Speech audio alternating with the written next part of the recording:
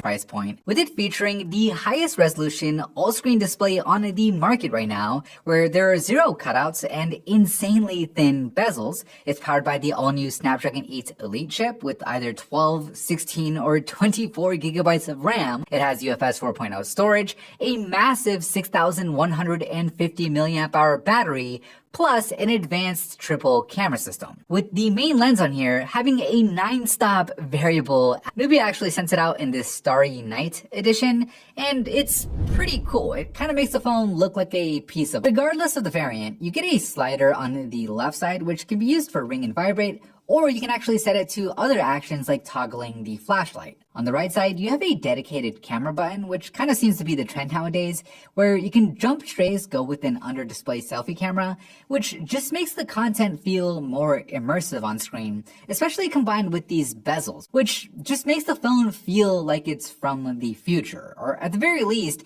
it makes the iPhone 16 Plus feel a little dated by comparison. But the panel on here is really good too. It's sharp with a 2688 by 1216 resolution, giving you a 431 ppi. Global brightness, where we put everything to white on the screen, of over 1200 nits, which is nearly 300 nits higher than the result we got on the iPhone. And then unlike the iPhone, you don't have to pay hundreds of extra dollars for that high refresh rate, with the 144 Hz refresh rate on here just looking buttery smooth compared to the 60 Hz that you get. The 144 Hz plus the 2500 Hz peak sampling rate is probably going to be a major selling point. Qualcomm is making some huge claims when it comes to performance. It's something like a 45% boost in CPU performance and a 40% improvement in the GPU. So as you'd expect, playing games like Call of Duty on here with everything set to high, or even playing games like Genshin Impact, it ran everything super smoothly, hitting that max 60 FPS that those games allow for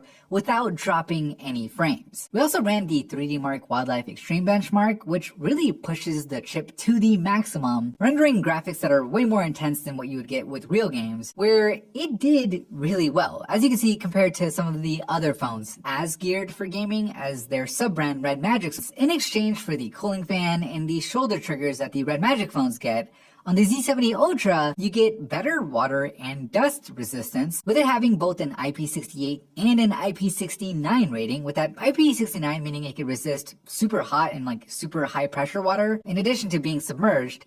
Plus, you get a much more advanced camera system. So you get a 50 megapixel ultra-wide for those super wide shots or your macros, a 64 megapixel telephoto that lets you punch in at around 3.3x with full optical quality, and then a 50 megapixel main lens, which features one of the best variable apertures I've ever seen on a phone, with 9 different stages you could adjust it from, going from f1.59 all the way down to f4, which gives you more physical control over how your photos look than any other smartphone. For example, in this shot of these Android figures, I really like how it looks at f4 compared to f1.59, since not only are both of the Android figures more in focus, but if you look at the cherry on top of the cupcake Android, you can see the nice starburst effect on the cherry in addition to what you get on the backlight. Comparing a similar shot to the iPhone 16 Plus, it's kind of the same difference, with the Z70 Ultra just pulling off a more aesthetically pleasing shot, in my opinion, with more in focus and of course that starburst. And then in low light scenes, you can always open up the aperture all the way up to f1.59, where, at least compared to the iPhone, I was surprised at how much better the Z70 Ultra retained the details and the which in my opinion just leads to more flattering shots, but obviously that's going to come down to personal preference. However, one thing that is objectively better though is the zoom